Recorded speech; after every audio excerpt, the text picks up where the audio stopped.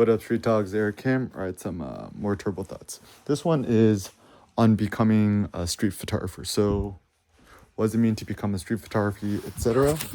So, I like to think of street photography as an ethos, an approach, a kind of a certain mindset to things. That like street photography is not some sort of hard category, but instead, street photography is open to interpretation by anyone and everyone. And it's such a great, positive, motivational thought because, you have all these, art world people trying to superimpose their own definition of what street photography is and what it isn't. And it's my thought that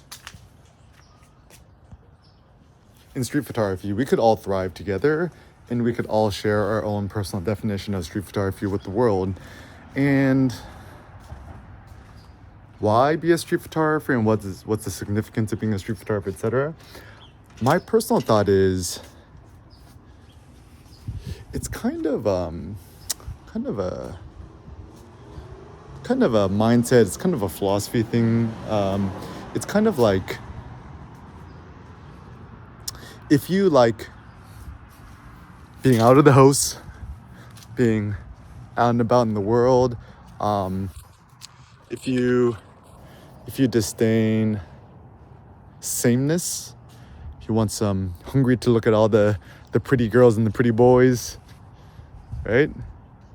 Yeah, street photography is for you. So like, for example, the reason I love LA, downtown LA, I kind of like it how just like beautiful the people are and how superficial they are. It's actually funny because like we're Mexico City at Maroma, our favorite city restaurant in Mexico City. Shout out to Rodney and Mercedes. Maroma, Meroma, Mexico City, said Eric and Cindy sent you. I saw some girls in the bathroom. They're like, no, talking. I'm like, are you guys from LA? They're like, oh my god, yeah, we are. You're nice to meet you. Like, it's so funny. It's like even there's also some Kanye and there's like a clip of Kim Kardashian talking, and then he's like, oh my god, is that what Kim Kardashian sounds like? She kind of sounds like me. And so yeah, I think so superficially, I kind of love LA. I like the superficialness. I think it's people think being superficial is bad. It depends, right? Like I think some way superficial people are actually more honest than people who try to be too serious, right? Like the reason that I don't like okay, so question. Whenever you meet somebody who's like in their 30s or 20s, 30s, maybe even 40s, maybe 50s, definitely like my age, like I'm 34, right? Just ask people. It's like you had a serious conversation. It's like, what's your favorite Pokemon? And just like see the things wind in their head because everyone's trying to be so like professional and accomplished, blah blah, but everyone is low key, kind of faking it, right? Or just ask people. It's like, what do you do when you turn on Google Incognito? Or just be like, what does Google Incognito mean to you? Or what is Safari, like what do you do when you put your thing to privacy mode? Or have you ever used Firefox, Fox Focus, or Brave Incognito? Like double security, right? It's like really don't want people to know what you do. Install Brave, the web browser, then put incognito mode on Brave. That's like double security, right? So yeah, and I think street photography, it's kind of like a mindset and ethos to things. I think the best way to think about street photography is kind of a way to, ooh, like the pants. My Serato pants. Oh, wait, what's Serato? That Lambo Serato. Dude, that's I'm going to call those the Narciso pants. Hot boy. So, yeah, I think in the context of street photography, a lot of it is kind of ethos and approach to things. So, for example, even the way I shoot Seneca and Cindy and stuff, right? It's kind of like a street photography approach and aesthetic to things. Like, it doesn't matter if it's candid, with permission, without permission. I just shoot it. Just shoot it. Eric Kim, just shoot it. Join the street club. Want to join the street club? First rule of street club: do a squat walk of over 6 plates. Actually, this is actually a funny thing too, is I found that if you really want to augment your courage and your chutzpah, your BALLS in street photography, etc., one of the best ways to do it is just, hit the gym and start hitting the heavy weights. Why is that? Because once you start hitting the heavy weights, then that kind of augments your courage, your chutzpah, your audacity, your testosterone, your adrenaline, whatever. And I think that's actually the thing that people don't understand, right? Is that we street photographers, we're essentially adrenaline junkies. We love the adrenaline. We love the thrill from street photography. And actually the hardest thing that 99% of street photographers who are starting off deal with is the conquering the fear of photographing strangers. And in fact, people think that it's a bad thing, but on the contrary, it's actually probably the best thing because it gives us the adrenaline. It gives us the sense of danger. It's kind of like danger photography. I call it like street photography, danger doom, right? And even our best friend Nietzsche said, what is the secret to living the best life? The secret to living the best life is the life with maximum danger. So the reason why a lot of people into street photography and not to like landscape photography or like, even worse, pet photography. I want to be like a kid photographer, a family photographer. Is that it requires danger, right? Like, I mean, there's huge merits to landscape photography because you got to wake up at 2:30 a.m. and go hiking for 10 hours and then catch a nice photo, and then you have to do all this post-processing and HDR blending, image stacking, blah, blah, blahs.